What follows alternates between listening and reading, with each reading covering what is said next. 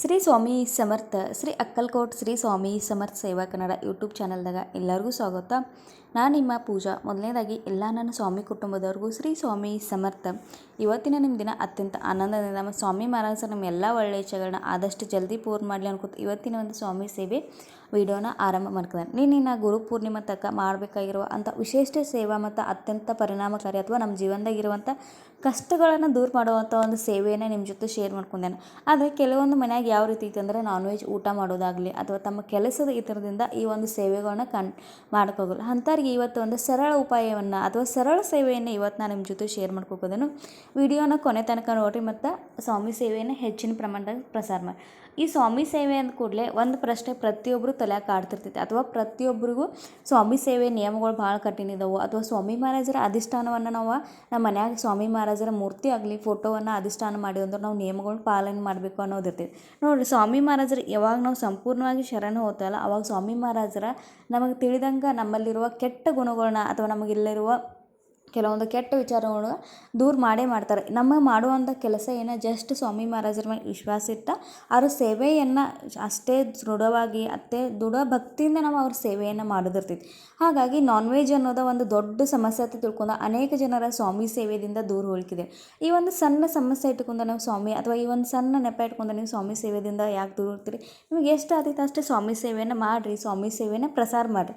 ಮೊದಲನೇದಾಗಿ ಸ್ವಾಮಿ ಸಮರ್ಥವರ ಸ್ವಾಮಿ ಚರಿತ್ರೆ ಸಾರ ಮತ್ತು ಪಾರಾಯಣ ಮಾಡೋಕ್ಕಾಗಲ್ಲ ಅಥವಾ ತಾರಕ ಮಂತ್ರದ ಅನುಷ್ಠಾನವನ್ನು ಮಾಡೋಕ್ಕಾಗಲ್ಲ ಅಥವಾ ನಮಗೆ 21 ದಿನ ನಾವು ನಾನ್ ವೆಜ್ ಊಟವನ್ನು ಬಿಟ್ಟಿರೋಕ್ಕಾಗಲ್ಲ ಅಥವಾ ಅನೇಕ ಜನರಿಗೆ ನಾನ್ ವೆಜ್ ಊಟ ಅನ್ನೋದು ಅತ್ಯಂತ ಪ್ರಿಯದಾಗಿರ್ತೈತಿ ಅಥವಾ ಆ ಊಟವನ್ನು ನಾವು ಬಿಡೋಕ್ಕಾಗಲ್ಲ ಅಥವಾ ನಮ್ಮ ಮನ್ಯಾಗ ನಾನ್ ವೆಜ್ ಊಟ ಕಂಪಲ್ಸರಿ ಮಾಡತ್ತಾರನೋ ಅವ್ರಿಗೆ ನೋಡಿರಿ. ಯಾರು ನಿಮ್ಮ ಮನ್ಯಾಗ ನೀವು ನಾನ್ ವೆಜ್ ಊಟ ಮಾಡ್ತೀರಂದ್ರೆ ನೀವು ಅವರೆಲ್ಲರೂ ಮಾಡಲಿ, ಆದರೆ ನೀವು ಸೇವೆ ಮಾಡ್ಕೊತೀರಂದ್ರೆ ನೀವು ನಾನ್ ವೆಜ್ ಊಟವನ್ನು ಮಾಡಬಾರ್ದು. ಯಾವಾಗಂದ್ರೆ ನೀವು ಸಂಕಲ್ಪಯುಕ್ತ ಸೇವೆಯನ್ನು ಮಾಡ್ತಿರ್ತಿರಲ್ಲ ಅವಾಗ ನೀವು ನಿಮ್ಮ ಸಂಕಲ್ಪ ಪೂರ್ಣ ಆಗೋ ತನಕ ನೀವು ನಾನ್ ವೆಜ್ ಊಟವನ್ನು ಮಾಡಬಾರ್ದು ಅಥವಾ ನಾನ್ ವೆಜ್ ತಿನ್ನಬಾರ್ದು. ಇದೊಂದು ನಿಯಮ. ಯಾಕಂದ್ರೆ ನಿಮಗೆ ನಿಮ್ಮ ಸೇವೆಯ ಪ್ರತಿಫಲ ಬೇಕಂದ್ರೆ ನೀವು ಕೆಲವೊಂದು ನಿಯಮಗಳನ್ನ ಪಾಲನೆ ಮಾಡಬೇಕಾಗ್ತದೆ. ಎಷ್ಟು ಆತಿತ್ತು ಅಷ್ಟು ನಾವು ನಿಯಮಗಳನ್ನ ಪಾಲನೆ ಮಾಡಿ ಸೇವೆಯನ್ನು ಮಾಡೋದೈತಿ.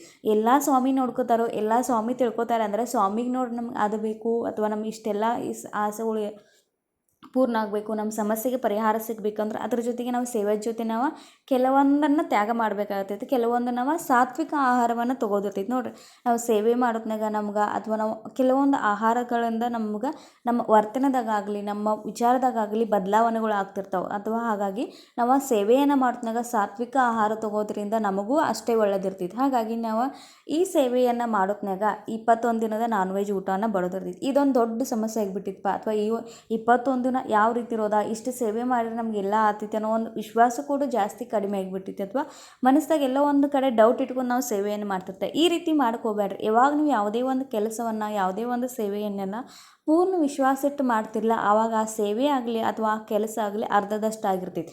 ಹಾಗಾಗಿ ಈ ಒಂದು ಸೇವೆಯನ್ನು ಮಾಡೋದ್ನಾಗ ನೀವು ಸಂಕಲ್ಪಯುಕ್ತ ಸೇವೆ ಮಾಡ್ಕೊತೀರಂದ್ರೆ ದಯವಿಟ್ಟು ನಾನ್ ವೆಜನ್ನು ನಿಮ್ಮ ಸಂಕಲ್ಪ ಪೂರ್ಣ ಆಗೋತಕ ನಾನ್ ವೆಜ್ ಊಟವನ್ನು ಬಿಡಬೇಕು ಅಥವಾ ನಾನ್ ವೆಜ್ ತಿನ್ನೋದು ಬಿಡಬೇಕು. ಯಾವಾಗ ನಿಮ್ಮ ಸಂಕಲ್ಪ ಪೂರ್ಣ ಆಗ್ತಿಲ್ಲ ಅವಾಗ ನೀವು ಬಿಡ್ರಿ. ನೀವು ಸ್ವಾಮಿ ಮಹಾರಾಜರ ಸಂಪೂರ್ಣ ಶರಣು ಹೋದ್ರಿ ಅಂದ್ರೆ ನಿಮ್ಮ ಕಡೆಯಿಂದ ಯಾವ ರೀತಿ ಬಿಡಿಸೋದು ನಿಮ್ಗೆ ಗೊತ್ತಿಲ್ದೇ ಸ್ವಾಮಿ ಮಹಾರಾಜರ ಅದನ್ನು ನಾನ್ ವೆಜ್ ಬಿಡಿಸೋದು ಅವ್ರು ಬಿಡಿಸ್ತಿರ್ತಾರೆ. ಇದೆಲ್ಲ ಸ್ವಾಮಿ ಮಹಾರಾಜರಿಗೆ ನಾವು ಒಪ್ಪಿಸ್ಬಿಡ್ಬೇಕು. ಎರಡನೇದ ಇನ್ನು ನಾವು 21 ದಿನ ನಮ್ಮ ಜಾಬ್ ಐತಿ ಅಥವಾ ನಮ್ಮ ಕೆಲಸ ಐತಿ, 21 ದಿನ 21 ಪಾರಾಯಣ ಮಾಡೋಕ್ಕೆ ನಮ್ಮ ಕಡೆ ಸಾಧ್ಯ ಆಗೋಲ್ಲ. ಇದಕ್ಕೆ ಬೇರೆ ಏನು ಉಪಾಯ ಅಥವಾ ಬೇರೆ ಏನು ಸೇವೆ ಇದಾವೆ ಅಂದರೆ ನೀವು ಅತ್ಯಂತ ಸರಳ ಸೇವೆ, ಅತ್ಯಂತ ಪ್ರಿಯ ಸ್ವಾಮಿ ಮಹಾರಾಜರಿಗೆ ಅತ್ಯಂತ ಪ್ರಿಯ ಸೇವೆ ಅಂದ್ರೆ ನಾಮಸ್ಮರಣೆ. ಶ್ರೀ ಸ್ವಾಮಿ ಸಮರ್ಥ ಈ ಮಂತ್ರದ ನಾಮಸ್ಮರಣೆಯನ್ನು ನಾವು ಮಾಡಬೇಕು. ಯಾವ ರೀತಿ ಅಂದ್ರೆ ಬೆಳಗ್ಗೆ ಒಂದು ಸಲ ಅಥವಾ ಸಾಯಂಕಾಲ ಯಾವಾಗ ನಿಮ್ಮ ಟೈಮ್ ಸಿಗ್ತಿಲ್ಲ ಆವಾಗ ನೀವು ಸ್ವಚ್ಛಂಗೆ ಕೈಕಾಲು ಮುತ್ತಿ ಅದು ತಗೊಂಡ ನಿಮ್ಮ ಜಗಲಿ ಮುಂದೆ ದೀಪ ಹಚ್ಚಿ ಅಥವಾ ಒಂದು ಉದ್ಬತ್ತಿಯನ್ನು ಹಚ್ಚಿ ನೀವು ಕಂಟಿನ್ಯೂ ನಿಮ್ಮ ಮನ್ಯಾಗ ಮಾಡಿತ್ತಂದ್ರೆ ನೀವು ಮಾಳೆ 11 ಮಾಳು ಮಾಡಿರಿ, 21 ಮಾಡಿರಿ, ಎಷ್ಟು ಆತೈತೆ ನೋಡ್ರಿ ಅಷ್ಟು. ಎಷ್ಟೇ ಆತ ಇಲ್ಲ, ನಾವು ಎಷ್ಟು ಭಕ್ತಿಯಿಂದ ಎಷ್ಟು ತಾಸು ಸೇವೆ ಮಾಡ್ತೇವೆ ಅನ್ನೋದಿಲ್ಲ, ಎಷ್ಟು ಭಕ್ತಿಯಿಂದ ಎಷ್ಟು ವಿಶ್ವಾಸದಿಂದ ಎಷ್ಟು ದೃಢವಾದ ನಂಬಿಕೆಯಿಂದ ಸೇವೆಯನ್ನು ಮಾಡ್ತೇವಲ್ಲ ಆವಾಗ ನಾವು ಆ ಸೇವೆ ನಮಗೆ ಯಾರಿಗೆ ಯಾವುದೇ ದೇವ್ರಿಗಾಗಲಿ ಸ್ವಾಮಿ ಮಹಾರಾಜರಿಗಾಗಲಿ ನಾವು ಮಾಡುವಂಥ ಒಂದು ನಮ್ಮ ಯಾವುದೇ ಇಷ್ಟ ದೇವತೆ ಆಗಲಿ ಅದಕ್ಕೆ ಸಮರ್ಪಣೆ ಆಗ್ತಿರ್ತೈತೆ. ಹಾಗಾಗಿ ನಾವು ಈ ಸೇವೆಯನ್ನು ಎಷ್ಟು ಭಕ್ತಿಯಿಂದ ಮಾಡ್ಕೋದೇವೆ ಎಷ್ಟು ಶ್ರದ್ಧೆಯಿಂದ ಮಾಡ್ಕೋದೇವಲ್ಲ ಅದ್ರ ಮ್ಯಾಗ ನಮ್ಗೆ ಅದ್ರ ಪ್ರತಿಫಲ ನಿರ್ಧಾರ ಆಗಿರ್ತಾವೆ. ಹಾಗಾಗಿ ನೀವು ಎಷ್ಟೇ ಒಂದೇ ಸಲ ಮಾಡುವರೆ ಒಂದು ಮಾಳು ಜಪ ಮಾಡಿರಿ ಅಥವಾ 2 ಮಾಳು ಜಪ ಮಾಡಿರಿ ಅಥವಾ 5 ಮಾಳು ಜಪ ಮಾಡಿರಿ. ಸ್ಟಾರ್ಟಿಂಗ್ ಒಂದು ಹೊಸವಾಗಿದ್ದವ್ರು ಸ್ವಾಮಿ ಸೇವೆದಾಗ ಸ್ಟಾರ್ಟಿಂಗ್ ಒಂದೇ ಮಾಳದಿಂದ ಮಾಡ್ತಾ ಹೋಗ್ರಿ. ನಿಮ್ಮ ಮನಸ್ಸಿನಾಗನ ಅಥವಾ ನಿಮ್ಮಲ್ಲೇ ಕೆಲವೊಂದು ಬದಲಾವಣೆಗಳು ಆಗ್ತಾವೆ. ನೀವು ಯಾವಾಗ ಸ್ವಾಮಿ ಮಹಾರಾಜರ ಸೇವೆಯನ್ನು ಮಾಡಕ್ಕೆ ಹೊಂಟಿರ್ತೀರಿ, ನೀವು ಒಂದು ಏನೂ ವಿಚಾರ ಇಲ್ಲ, ಆ ಶ್ರೀ ಸ್ವಾಮಿ ಸಮರ್ಥ ಶಬ್ದ ಅನ್ನೋದು ನಮ್ಮ ಕಿವಿ ಮ್ಯಾಗ ಬೀಳಬೇಕು. ಸ್ವಾಮಿ ಮಹಾರಾಜರು ನಮ್ಮ ಮುಂದೆ ಕೂದಾರು, ನಮ್ಮ ಜಪದ ಲೆಕ್ಕವನ್ನು ಅವ್ರು ಪಡಿಕದಾರ. ಇಷ್ಟೇ ನಮ್ಮ ತಲೆಯಾಗಿರಬೇಕು. ಸ್ವಾಮಿ ಮಹಾರಾಜರ ನನ್ನ ಈ ಸೇವೆಯನ್ನು ನೀವು ರುಜು ಮಾಡ್ಕೊರಿ, ನನ್ನ ಕಡೆಯಿಂದ ಇಷ್ಟೇ ಸೇವೆ ಆಗಕತ್ತೈತಿ, ನೀವು ಇನ್ನಷ್ಟು ಸೇವೆ ಮಾಡುವಂಥ ಒಂದು ಅವಕಾಶವನ್ನು ಕೊಡ್ರಿ, ಇನ್ನಷ್ಟು ನನಗೆ ಸೇವೆ ಮಾಡುವಂಥ ಒಂದು ಭಾಗ್ಯವನ್ನು ಕೊಡ್ರಿ ಅಂತ ಹೇಳಿ ಸ್ವಾಮಿ ಮಹಾರಾಜರಿಗೆ ಪ್ರಾರ್ಥನೆ ಮಾಡ್ಕೊಂಡು ಈ ಸರಳ ಸೇವೆಯನ್ನು ಆರಂಭ ಮಾಡಿರಿ. 21 ದಿನದ ಅಥವಾ 21 ದಿನದ ಇದೊಂದು ಚಾಲೆಂಜ್ ಅಥವಾ ಇದೊಂದು 21 ದಿನ ನಾ ಈ ಸ್ವಾಮಿ ಸೇವೆಯನ್ನು ಸರಳ ಸೇವೆಯನ್ನು ಮಾಡ್ತೇನೆ. ಸ್ವಾಮಿ ಮಹಾರಾಜರ ನನ್ನ ಕಡೆಯಿಂದ ಈ ಸೇವೆಯನ್ನು ಪೂರ್ಣ ಮಾಡಿಸ್ಕೊಳತ್ತೇಳಿ ನೀವು ಈ ಸೇವೆಯನ್ನು ಪ್ರಾರ್ಥನೆ ಮಾಡಿ ಅಥವಾ ಸಂಕಲ್ಪ ಮಾಡಿ ನೀವು ಈ ಸೇವೆಯನ್ನು ಆರಂಭ ಮಾಡಿ.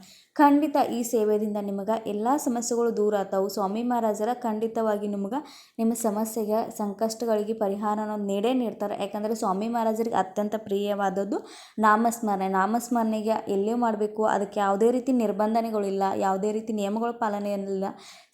ನಿಸ್ವಾರ್ಥ ಭಕ್ತಿ ನಿಸ್ವಾರ್ಥ ಮನಸ್ಸಿನಿಂದ ಶ್ರದ್ಧೆ ಭಕ್ತಿಯಿಂದ ನಾಮಸ್ಮರಣೆಯನ್ನು ಮಾಡ್ಕತ್ತಂದ್ರೆ ಸ್ವಾಮಿ ಮಹಾರಾಜರಿಗೆ ಹೋಗಿ ಅದು ಸಮರ್ಪಣೆ ಆಗ್ತೈತಿ. ಯಾರ್ಯಾರಿಗೆ ಸ್ವಾಮಿ ಚರಿತ್ರೆ ಸಾರಾಮೃತ ಪಾರಾಯಣ ಮಾಡೋಕ್ಕಾಗಲ್ಲ ಅಥವಾ ತಾರಕ ಮಂತ್ರದ ಅನುಷ್ಠಾನ ಮಾಡೋಕ್ಕಾಗಲ್ಲ, ಅವರೆಲ್ಲರೂ ಈ ಸರಳ ಒಂದು ಸೇವೆಯನ್ನು ಮಾಡಿ ನೋಡ್ರಿ. ಖಂಡಿತ ನಿಮಗೆ ಸ್ವಾಮಿ ಮಹಾರಾಜರ ಸೇವೆಯನ್ನು ಪ್ರಚಿತಿಯ ಬಂದೇ ಬರ್ತೈತಿ. ಇವತ್ತಿನ ಒಂದು ಆದ ಸಣ್ಣ ಸೇವೆಯನ್ನು ಶ್ರೀ ಸ್ವಾಮಿ ಸಮರ್ಥ ಮಹಾರಾಜರಿಗೆ ಸಮರ್ಪಣೆ ಮಾಡ್ಕೊಂಡು ಹೊಸವಾಗಿ ನೋಡೋರು ದಯವಿಟ್ಟು ಚಾನಲ್ನ ಸಬ್ಸ್ಕ್ರೈಬ್ ಮಾಡ್ಕೊಂಡು ನೋಡಿರಿ, ವಿಡಿಯೋನ ಶೇರ್ ಮಾಡಿರಿ. ಶ್ರೀ ಸ್ವಾಮಿ ಸಮರ್ಥ.